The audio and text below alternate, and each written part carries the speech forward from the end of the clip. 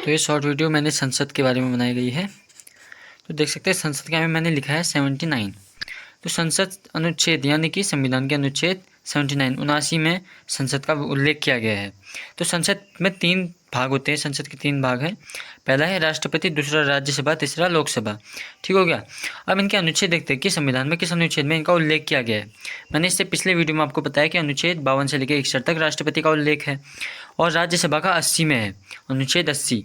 लोकसभा का अनुच्छेद 81 में।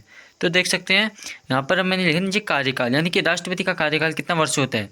राष्ट्रपति का कार्यकाल 5 वर्ष होता है और सीटें लोग राज्यसभा में 245 सीटें हैं और इसमें स्थायी चुनाव होते हैं। राज्यसभा में स्थायी चुनाव होते हैं और इसका जो अध्यक्ष होता है वो उपराष्ट्रपति होता है। जैसे राष्ट्रपति बना, राष्ट्रपति फिर उपराष्ट्रपति को चुनता है, यानी अपना असिस्टेंट चुनता है, जो कि राज्यसभा का अध्यक्ष कहलाता है। तो अध्यक्ष क्या कहते हैं, जो राज्यसभा का अध्यक्ष होता है उपराष्ट्रपति, उसका तो 5 वर्ष रहता है।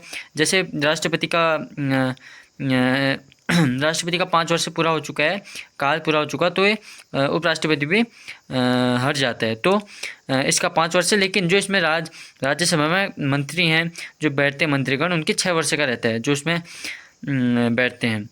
तो जो उम्र होती है राज्यसभा में, जो प्रतिनिधि होते हैं, जो प्रत्याशी हमारे जहाँ जीते होते हैं, वो 30 वर्ष के होते हैं। 30 वर्ष की मिनिमम उम्र होती है उनकी। और जो अध्यक्ष कार्यकाल 5 वर्ष मैंने बता दिया, अनुच्छेद 80 में इसका उल्लेख है। और लोकसभा अनुच्छेद 81 में है, सीटें इसमें है 543 543 और इसमें अस्थायी रूप से चुनाव होते हैं।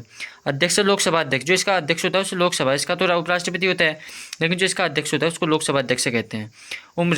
उम्र जो कि इसमें 25 मिनिमम 25 वर्ष होनी चाहिए। कार्यकाल 5 वर्ष, अनुच्छेद 81।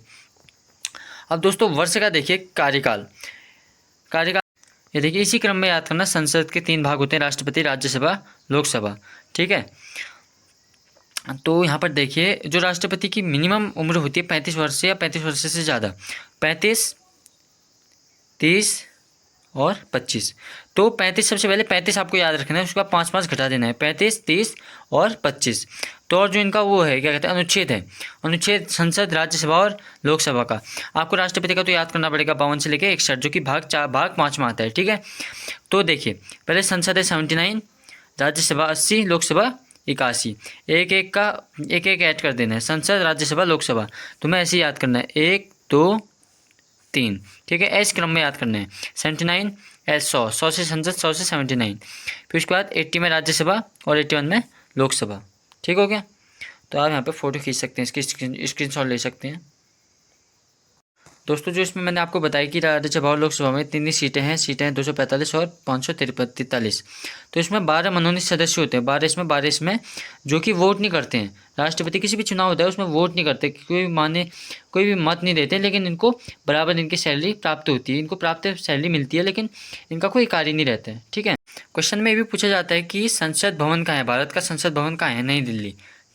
यहाँ पे मैंने कुछ पॉइंट लिखे हैं दोस्तों, पहले ऊपर देख सकते हैं। यूके यानी उत्तराखंड में लोकसभा की सीटें 5 हैं और यूपी में 80 हैं, दिल्ली में 7, वेस्ट बंगाल में 42, बिहार में 40, महाराष्ट्र में 48। इसमें उतना याद करने की ज़रूरत नहीं है, बस मैं आपको दिखा दे रहा हूँ। यूके सबसे ज़्यादा यूपी में है राज्यसभा और लोकसभा की। यूपी में लोकसभा की है 80 और यूपी में राज्यसभा की है 31 और उत्तराखंड में 3। तो अब नीचे देखिए, उत्तराखंड में विधानसभा की 70 सीटें हैं और विधानसभा की सीटें 70 हैं उत्तराखंड में। लेकिन दोस्तों संविधान के अनुसार विधानसभा में न्यूनतम 60 प्रत्याशी होनी चाहिए, यानी कि जो हमारे विधायक होते हैं अपने अपने ब्लॉक, अपने अपने क्षेत्र के जो होते हैं विधायक, वो उत्तराखंड में 70 हैं, जो कि मिनिमम ये कहता है कि मिनिमम 60 ही होनी चाहिए। लेकिन 3 राज्य ऐसे जिसमें 60 से कम है। यहाँ पे देखिए, मिजोरम, सिक्किम और गोवा। मिजोरम में 40, सिक्किम में 38 और गोवा में फिर से 40 प्रत्याशी, 40 विधानसभा की सीटें हैं। ये देखिए दोस्तों, राष्ट्रपति का अनुच्छेद 52 से 61 और उपराष्ट्रपति। दोस्तों राष्ट्रपति का जो असिस्टेंट है उपराष्ट्रपति, उसी के बाद आता है उपराष्ट्रपति का 62 से 69, 62 से 69 तक है। महाभियोग, जो राष्ट्रपति का 61वां अनुच्छेद है, महाभियोग, जो राष्ट्रपति पद से राष्ट्रपति को हटाने के लिए किया जाता है। 61वें अनुच्छेद 61 में है। राज्य ये कहते हैं सज़ा माफ़, यानी कि अनुच्छेद 72 के तहत राष्ट्रपति किसी भी सज़ा को माफ़ कर सकते हैं।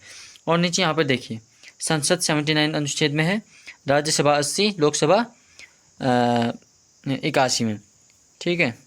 और दोस्तों सुप्रीम कोर्ट, हाई कोर्ट, इसमें भी एक ट्रिक है। सुप्रीम कोर्ट का है 124। तो 124 में जो बार है इसको उल्टा कर दो, 2 उधर 1 उधर, हाई कोर्ट का हो जाएगा 214। ठीक है, राज्यपाल का हो गया 153 से 160।